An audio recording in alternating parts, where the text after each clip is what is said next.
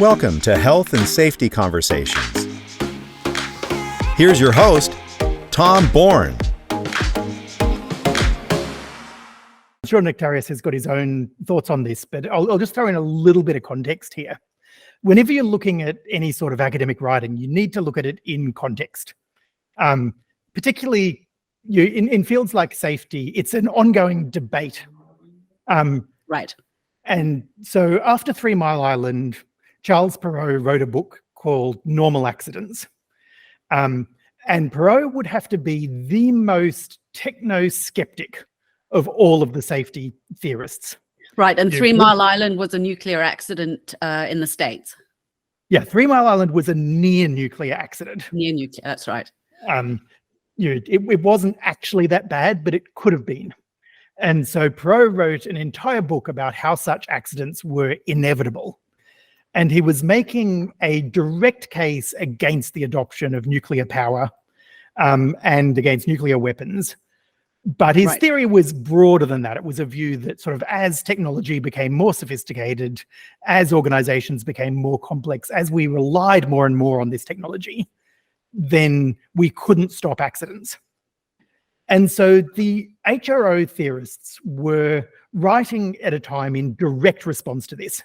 In fact, the first page of their first paper is basically just summarizing Perrow's ideas and saying, we think he's wrong because we have seen organizations that thrive despite technological complexity.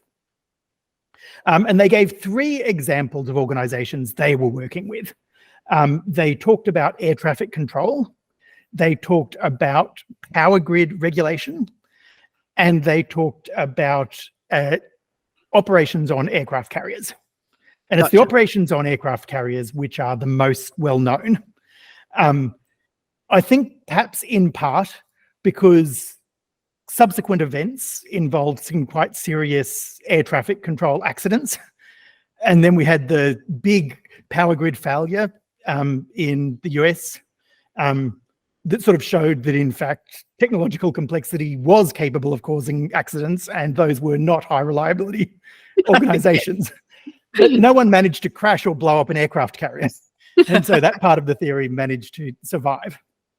Now, the reason I had to give all of that background when you asked what is an HRO is because there is no clear, simple definition of what an HRO is. There never has been. It's something that we do to students at university is we say, write down the attributes of an HRO, because it's a trick question. You pick any one paper, it gives its own list. And you pick a different paper and it gives a totally different list. Right. Even papers written by these original authors. So really, it's not a unified, clear theory. It's an idea, it's a general idea that some organizations have attributes that lend themselves towards safety in the face of complexity. Right, gotcha. And there are some ongoing themes about what those attributes might be, and those change over time as different people reinterpret the theory and re-understand it. So like as an example, one of the original things in the very first paper is they said the strict military hierarchy is a key contributor. Another thing they said was the cadre of experienced chief petty officers. Now, if you're running a mining organization today, neither of those things is going to help you. No, yes, absolutely. But there are some other things that have been a bit more enduring, such as the sensitivity to frontline operations and the deference to technical expertise rather than management hierarchy. So what sort of resonate with people and sort of still hang around. What does that mean, that sensitivity to operations for a high reliability organization if we look at a mine? So it means the same thing that's been reinterpreted as safety to, or focusing on work as done rather than work as imagined, or any one of a sort of number of ideas since, which is that really looking at the gritty reality of work and understanding what work is like for the people who experience that work, rather than focusing on safety management systems. Right, gotcha. Nektarios, would you agree with where we are in the conversation, or would you like to add anything to what Drew said? Yes, in principle, I agree. I think that HRO was never promoted as a theory. It's just a set of properties, characteristics that the original authors found in those organizations. There is nothing suggesting that you need to have those to become a HRO, or all HROs have those properties. So it's not a theory of safety. Right. It's an organizational management, let's say, a book saying how those organizations, those types of organizations, manage to have very good outcomes, not catastrophic outcomes. Now, I think sometimes we compare apples and oranges. So trying to transfer those characteristics or to find them or to develop them in other sectors or other organizations can be misleading. I was approached a few months ago, to give you an example, the analog, by a construction company. And they say, hello, Nektarios, hello, we want to become a HRO. Oh, nice. What makes you think you're not a HRO? Right. Say, we still have some serious injuries and, problems, say. That is not what HRO says about. So the analog, just to be more clear, the HRO theory is about the system operation outcomes. So we're talking about, for example, air traffic control. A catastrophe is to lose the minimum separation between aircraft and have a collision with consequences for occupationally for workers, but also passengers. So we're talking about public safety. Sure. A nuclear power plant, we're talking here about an explosion or a leakage that will have consequences for both public safety and workers. So HRO was not about occupational health and safety. Right. It was Gotcha. about service, it was operational safety. Now, if we go to construction and you ask this company, how many buildings do you have collapsed every year? Say none. You are a HRO. Yes. Yeah. So there's no requirement. Yeah. Absolutely. You are a HRO. Because we must be careful. The theory of HRO doesn't say in order to reach the level of high reliability of operations, how many people suffer for musculoskeletal disorders or stress or fatigue, or how many injury claims, whatever metrics you want to do there. Those organizations had. They never looked at that. Right. They looked at the operational outcome and production. Sure. So, yes, please, Drew. Yes, so there are a couple of important points that Nektarios is making that I agree with absolutely. The first one is the fact that this not only was never a theory, it was never intended to be a prescriptive guide. It was never, in order to be an HRO, you should do this. It was more offered as a counterproof. There do exist HROs.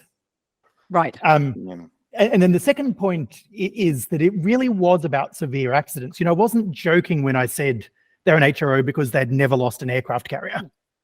Yeah. Your aircraft carrier flight operations lose a couple of planes every year.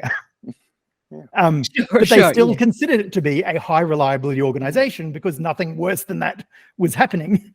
And in something that complex, someone like Charles Perrow would have predicted that actually something worse would have happened. Yes. So it's really a very weird example for other organizations to try to model themselves after. Yeah. Right. I picked out a couple of the things that I think do resonate and are useful for other organizations, this idea of sensitivity to the front line and deference to expertise. But there are lots of other things in the theory, I won't even call it theory because Nektarios is right. And the authors were very insistent on this. They were insistent themselves. They were not presenting a theory. They've said this themselves. Some of the other attributes they drew were, for example, the long workup time that an aircraft carrier has. Before an aircraft carrier is expected to be operational, it goes for a lot of time gradually building up operations. They talked about the really high degree of technical and operational redundancy that the military can have that civilian organizations can't have. Right.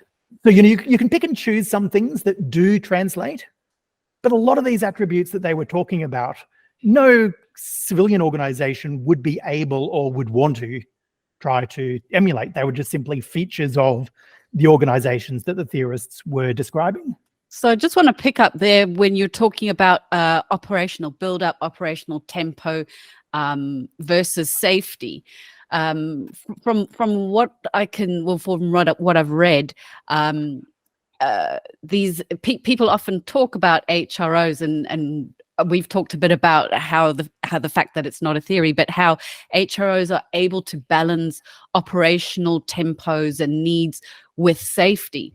But from what you're saying, that seems to be very much context driven. It is, yeah. Just to extend to what Drew said there.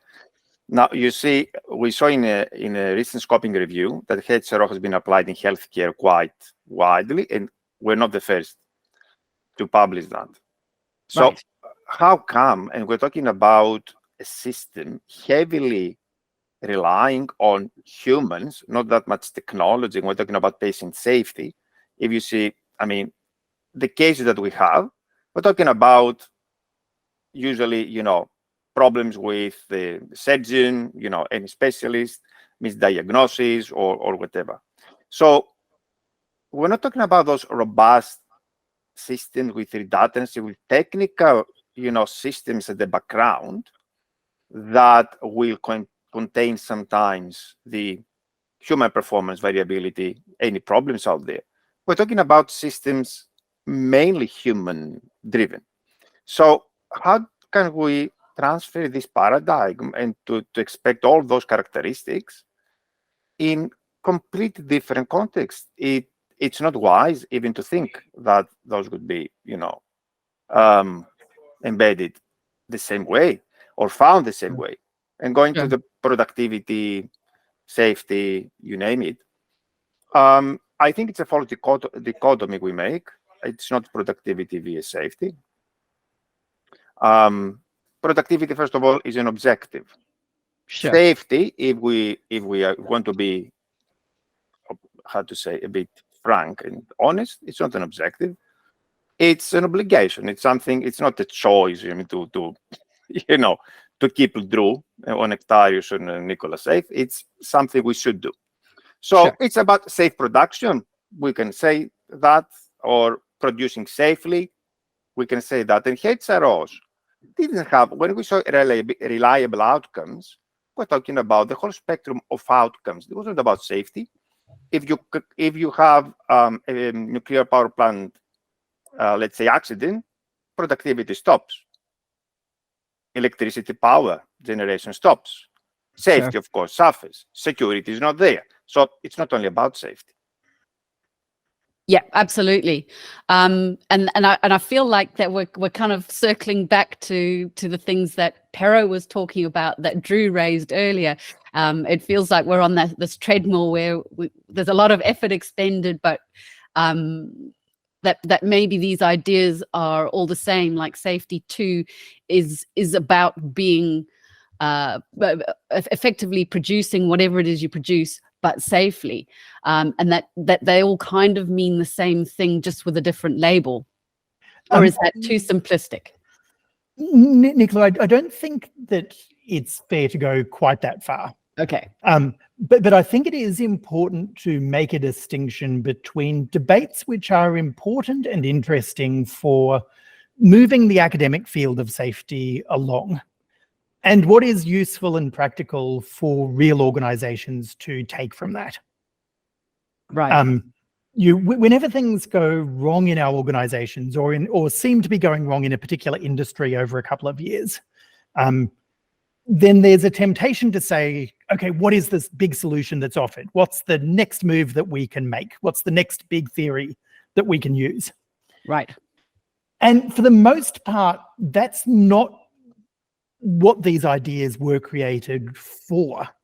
And they're not really ready for that purpose. Right. Now, I don't want to deny that. I mean, there are some safety academics, and I'll happily not put Nektarios or myself in this boat, who sort of want to operate on that sort of boundary of academia and consultancy, where they're not just producing academic ideas, they're trying to evangelize those ideas to industry. But I don't think that's necessarily particularly healthy. And It's not really healthy to do it in reverse, to ask academics to be that golden bullet or to be that solution. Right. Gotcha. What theories can do is they can look at big picture patterns, they can look at trends, they can offer ideas, but they can't offer neat packaged solutions. Sure. So, I would recommend that any safety practitioner should read the HRO papers. They should read the descriptions. They should understand what the claims were made about why these aircraft carriers were successful. But then they should sort of stop and think, okay, which parts of this fit my organization and which ones are totally irrelevant?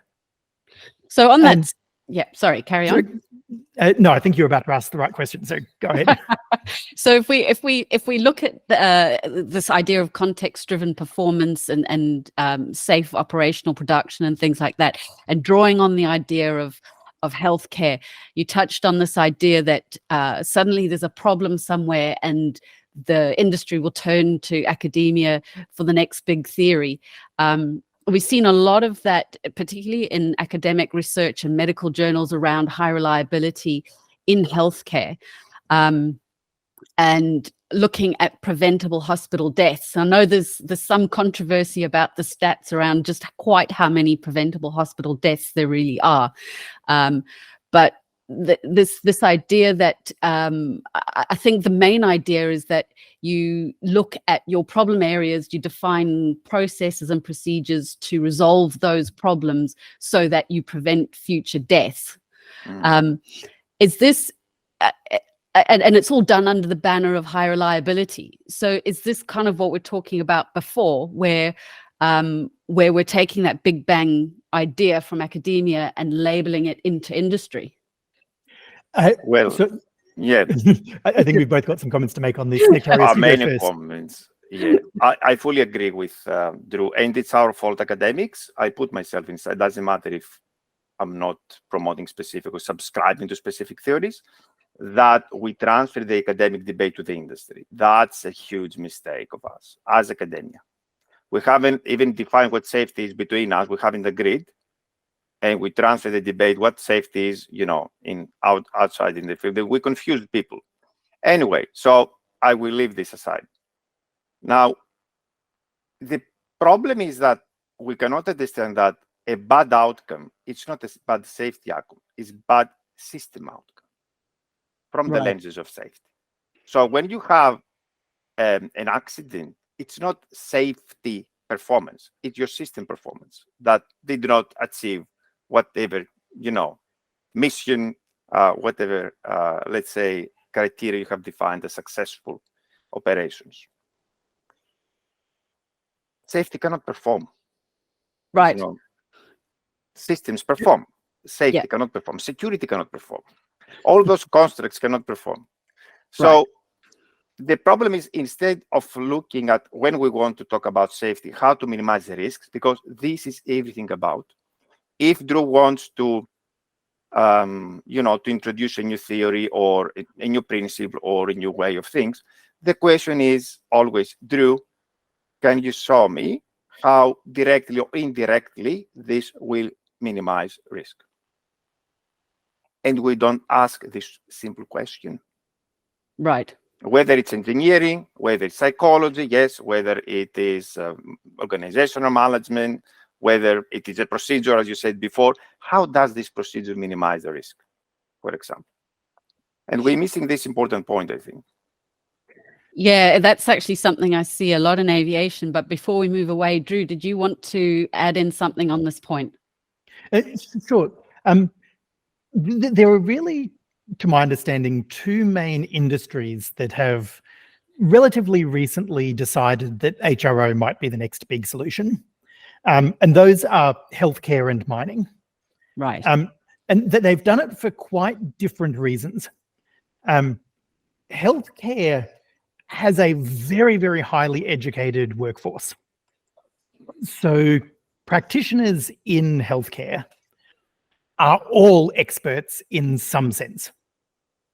You have doctors, you have nurses, almost everyone in a hospital, except the cleaners, and even then I'm not sure, have got university degrees and very, very structured training programs beyond their initial study to keep their qualifications up to date. Right. And most theories and knowledges and practices in safety are not remotely equipped to deal with that level of expertise. It's embarrassing how uninformed and how underdeveloped safety is compared to the way medicine thinks about itself and manages its own knowledge. And so for healthcare, I think HRO has sort of taken on the badge of being an alternative to these very top-down prescriptive approaches to safety. They're not really doing anything that remotely resembles HRO. They're trying to be more sensitive to their workforce's expertise and a little bit less top-down directive in their management of safety. And they're just calling it HRO. Yeah, Right. I agree with you So- because the last copy review we did, we found hundreds of studies in healthcare, but they were mostly HRO inspired than HRO implementation studies. Right. So they cherry pick, a few things from here, from there, and they try to make a mix there of things to implement and see how it goes.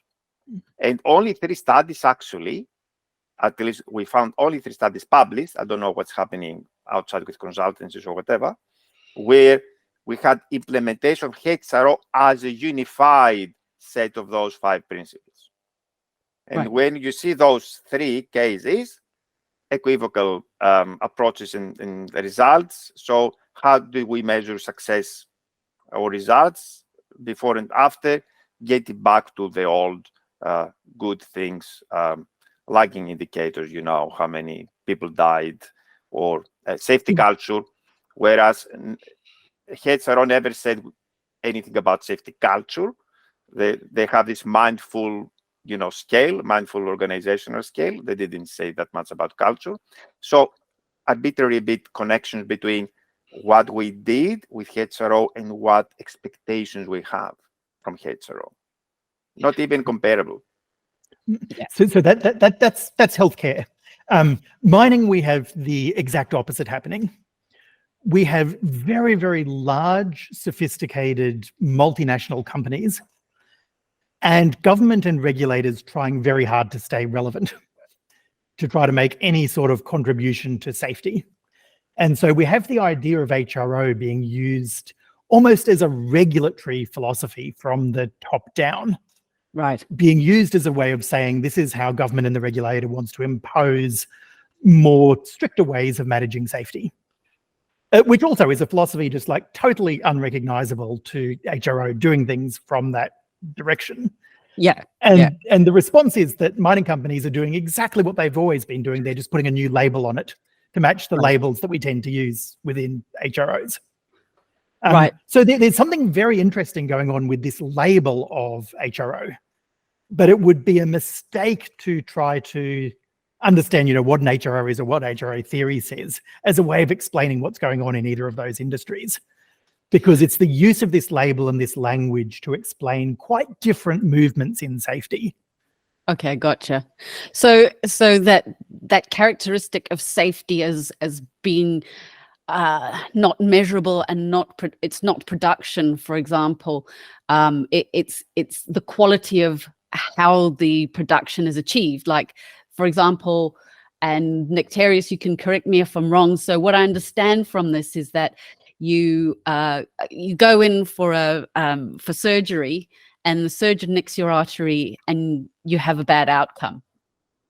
So we would say that was unsafe owing to the quality of the production, rather than there needed to be a system separate from the actual work that would prevent that in the first place. Yeah. More or less, but I will explain a bit further. So when I'm running the course in our university about health and safety management, and also some workshops with the industry, I always ask, first of all, what safety is. What do you think it is?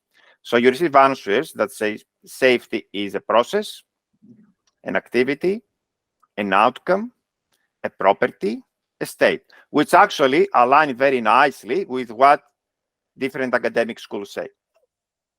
And they say, okay, guys, it cannot be all those together. We must pick. Yes. It cannot be everything.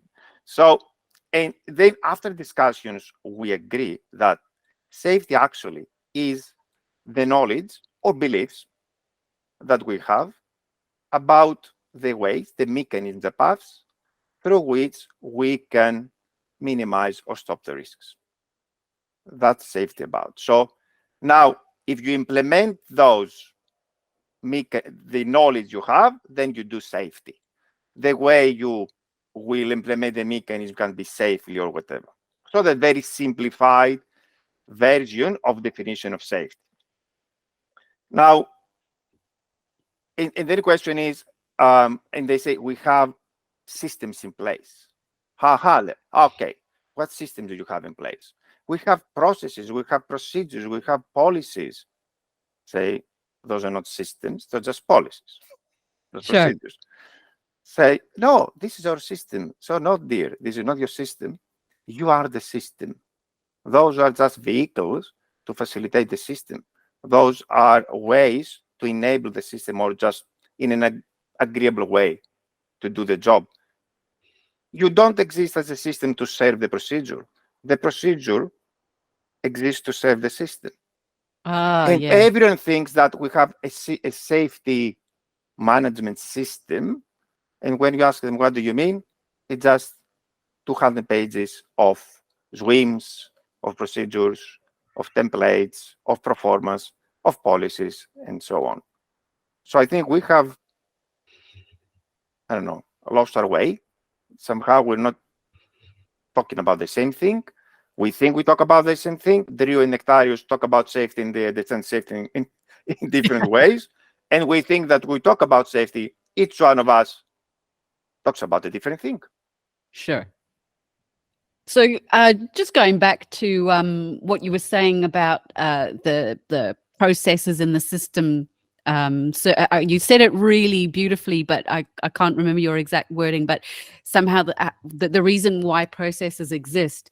And it made me think about an old flying instructor of mine who used to wag his finger and say, the rules of aviation are written in blood. And I suppose those procedures, for example, if you have an engine failure on takeoff, you never turn back to the runway because you cannot make it. The physics of it just don't allow for you to land safely. It's better to land ahead. So that's the cumulative knowledge of things going wrong is now proceduralized for the next generation. Mm-hmm. Is that a sort of good understanding of what you mean? Yes. So procedures assume a context, assume conditions, assume. So you cannot just transfer procedures from one context to another. Sure. I'm going back to the construction company. They have SWIMs for those 14 high-risk activities foreseen in the regulations, and they have they print out, copy-paste all SWIMs across all project sites. Yes. Well, that's not the intent.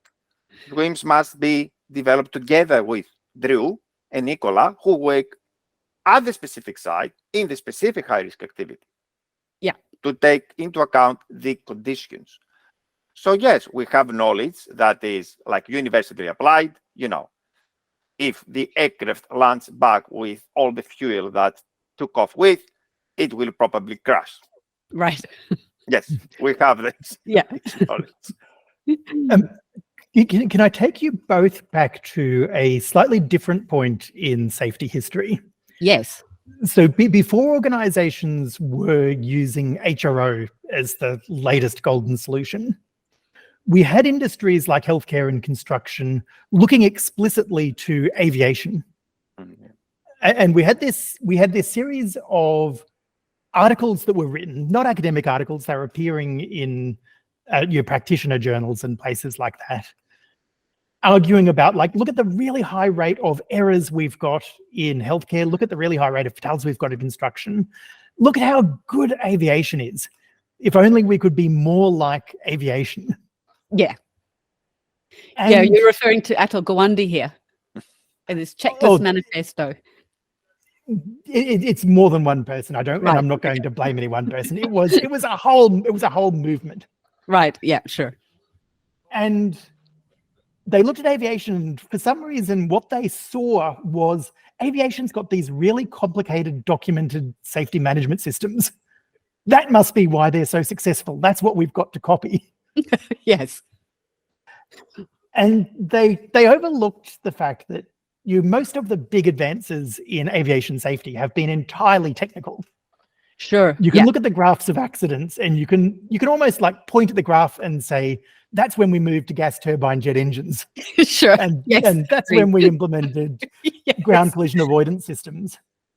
Yes. And after aviation had done all of this learning by blood and solutions by engineering, then to try to get that last little bit of safety, they started trying to document and proceduralize everything. Right. And it did nothing because they were already basically as safe as you could get. Absolutely. And everyone looks at what aviation was doing and said, okay, it must be that last little bit. And so we've tried to have this learning from, and this is why I think it's an important link to HRO, because it's the same thing. It's pointing and saying, oh, they're very safe over there. What are they doing that we can copy? Yeah. And grabbing the first thing that comes to mind or the easiest thing to copy, instead of grabbing the thing that is most applicable and most useful to your own situation. Right. You maybe we can look at aviation and say they use checklists. Maybe we've got some similar things where checklists might actually be useful and helpful, but not because aviation uses them, but because we've got a problem for which checklists are a good solution. Yes. Maybe we've got a problem in our organization and we can look at what the military does and what they're doing on aircraft carriers, but not because that's what they did on aircraft carriers in 1987. Yeah. Yeah. But because there's actually an important lesson to learn for us. Yeah. And if I was looking at what they wrote in those original HRO papers and saying, like, what is the biggest lesson here? I would say the most relevant today is workforce management. Right. One of the big things that Laporte and Rocklin was saying in their very first paper was they were trying to say, okay, the military's got this apparently transient workforce. People come in, people come out. They're all young blokes. They're all risk takers. How do we manage to manage that population? And it's like, how do organizations create stability in the face of a changing workforce? And that's a real problem that a lot of organizations have today. Right. Is we have a changing structure in our workforce, lots of contingent work, lots of contract work. What can we put into our organizations that can create some workforce stability? Yes. And that's a problem that the military had solutions to that maybe we could look at and look at which ones might work for us today.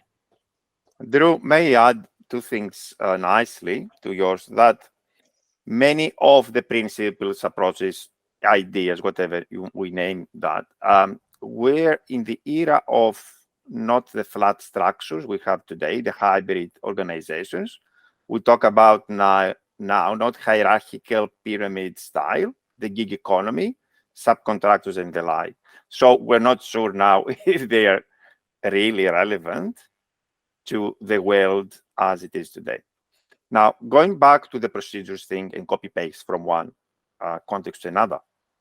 Well, because I'm an aviation person, this standardization we have, it doesn't have to do that much between human to human, unless it is in safety critical phases. It's about human technology.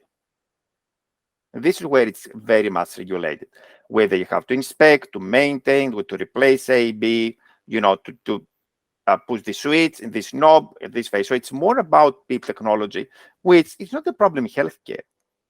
When it comes to military operations, when the pilots fly and they follow those procedures for takeoff, it's again human machine interaction, then the way they will fight, they will train to fight. It's not prescribed. Right. It is the operational theater, the equivalent of operational theater in healthcare is not prescribed. There is nothing prescribed in aviation, in military aviation, the aircraft carriers, that would say to the pilots how exactly they will react to a situation. So they learn through trial and error and giving feedback, and experience and briefings and debriefings and so on. Nektarios, I'm going to disagree with your example in order to agree with your overall point. Yep. Which is there are situations in healthcare where standardization really is important for that human technology interaction. Yep. There are a whole class of common errors that get involved in things like medication prescription and some awful accidents involving connecting the wrong type of gas to the wrong type of patient, things like that. Yeah, but that's Where not I think technology. Is that technology? where aviation style solutions about standardizing technology so that humans don't make those sorts of mistakes work really, really well. It's a good example of where you can look at a specific thing that is done well in aviation, where the same problem is faced in healthcare, and copy that solution across. But then you've got all of these other situations where you're right, there's just like no comparison in the type of operations. Or there's a misunderstanding about how aviation actually does things, misunderstanding that aviation doesn't actually prescribe as much as you might think, only in certain areas, and sort of so you're not only trying to cut and paste, you're trying to cut and paste a misunderstanding of how it works. Yeah, that's hilarious. You're cutting and pasting a misunderstanding. I love it. So this has been absolutely fascinating. I wish we could lock ourselves in for 10 hours and discuss this. Well, it has been for me anyway. We talked a bit about sort of this idea of next steps and mining looking at becoming high reliability and the fact that it's kind of a badge, or they're looking for a badge that doesn't exist rather. Is this idea of what's the term for it? It's performance-based safety. Is that safer than a regulator using a top-down approach? Like, has anybody looked into that, and how does that relate to being safe in a way? In theory, yes, because it's not a prescription-based safety, but we have misunderstood once more what we mean by performance-based safety. So most of the companies have started, not now, they measure all those indicators about accidents, injuries, claims, lost time, and so on. Whereas if you see any act, any regulation, doesn't refer to any of those. Right. So the performance criterion, once more, for the act and the regulation is demonstrate how you have identified and minimized risks relevant to your operations. The act doesn't say you will have zero accidents. Sure. The regulator, the legislator, it's not a thing illusional that you will not have any injury. It asks from you to demonstrate that relative to your capacity, to the resources, to the opportunity that you had, that you manage the risk, actually minimize the risk appropriately. This is the performance that the regulation expects from all companies. Right. So this is where I think Nektarios and I might actually have a bit of a disagreement. So I just wanted to sort of tentatively push my own opinion and then get Nektarios' reaction in case we're just violently agreeing. Regulators are on very safe ground when they punish and prosecute. Because if you've killed someone, then almost by definition, there is some duty you have for safety that you have failed to meet. We can argue about exactly what that is or how inevitable it is, but it's very easy to argue that there's been a shortfall in how you're managing safety when there has been a bad outcome. What everyone would like is a way to regulate in advance, to manage safety not in that sort of reactive way.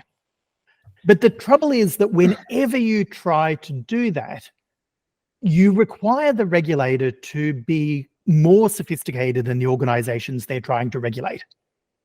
You're trying to get the regulator to second guess the organization's decisions about how they're managing safety.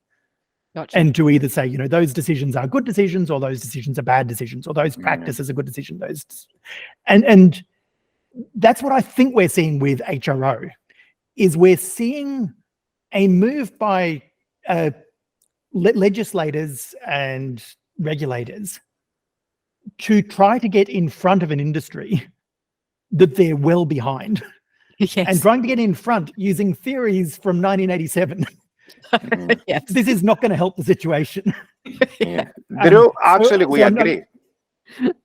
we don't disagree, but you are referring to the enforcement. I'm not referring to the enforcement. I'm referring to the intent of the regulation in the Act. Now, the enforcement, the prosecution is a different thing. And we know from law, I mean, science and disciplines, that a prosecutor or a regulator, if there's no prosecutor, will charge a company when we have two criteria satisfied. One, that it will probably lead to a conviction. And second, that is probably of public interest. Right. Otherwise, we will have hundreds of trials every day about health and safety. I mean, injuries happen all around Australia every day. So I agree with you that the way we enforce or monitor, or whatever verb you want to use there, about the regulation in the Act, it is problematic. And this is the tendency that we need the regulators to be, to look smarter than the companies. But going back to what companies would do regardless of getting charged for something or not, I mean, from a more proactive perspective, this is what the regulation asks, to minimize risks. Now, whatever tool Drew develops, whatever theory Nicola publishes, it's great as long as we can have some evidence that directly or indirectly helps organizations to minimize the risk. Otherwise, we don't need this performance-based regulation. Yeah, I think that's a fair point. I think that's something that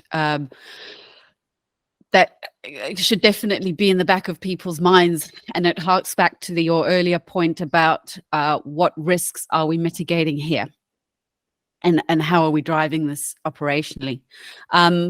I'd like to wrap it up there, but is there any kind of last comments you would like to make? Either of you? Okay, so the one final thing that I'd like to say is, ultimately, when you're judging safety, either across an industry or for your own organization, there really only are a few things that matter. And it's not high-level principles like, are you embracing safety differently, or are you a high reliability organization? It's are you providing a physically safe environment for your people? Are you using people who are trained and competent and expert in the work they're doing? Do you have a social environment in the workplace that lets people support each other? And are you giving people the right tools for the job? Right. And if you look at the legislation, that's what it says you've got to have. And that should be the bottom line that we're using to judge people, not on allegiance or abiding by any sort of grand theories or cute labels, but on those practical, clear things about what promotes safety for the people who are working. Perfect. Thank you. Any last final words, Nektarios? No. I would like to thank you both, especially Drew, through the examples which he just said. I'm happy that reiterates how safety can be defined. It's applying those, this knowledge we have about how to minimize risk, because all the examples that you gave, Drew, are meant to be there to minimize the risk. And it's worth listening to whoever has to say something. We respect all opinions, all principles, all theories to be, or whatever they are. We should not reject. Let's read, let's understand the context, as nicely Drew said. What was this about? How did this emerge? And then see once more how and whether we can try out a few things once more with the direction that Drew said, how we can help organizations become safer and not become trendy. Yeah, absolutely. Thank you so much. Thanks, Nicola. Pleasure. Thank you. Thanks for listening to Health and Safety Conversations with Tom Bourne. Until next time, stay safe and enjoy the rest of your week.